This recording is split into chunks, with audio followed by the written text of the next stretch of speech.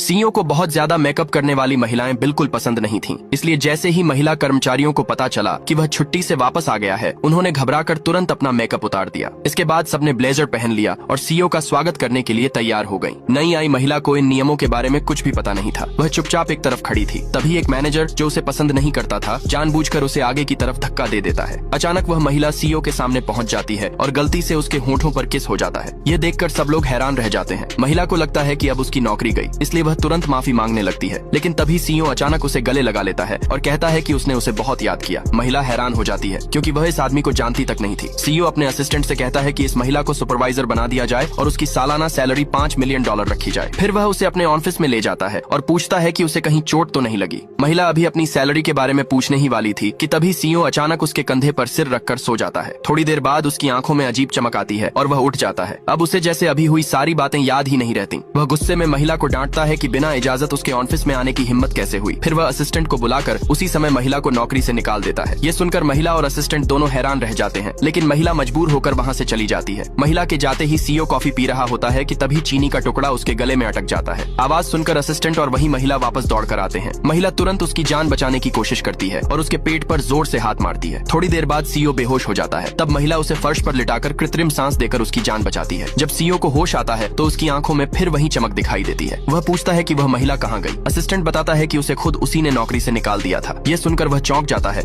और समझ जाता है कि उसके अंदर दो अलग अलग व्यक्तित्व हैं। इसलिए वह कागज पर साइन कर देता है कि अगर वह कभी उस महिला को निकालेगा तो उसकी सारी संपत्ति उसी के नाम हो जाएगी। फिर वह असिस्टेंट से कहता है कि वह महिला उसकी पत्नी है।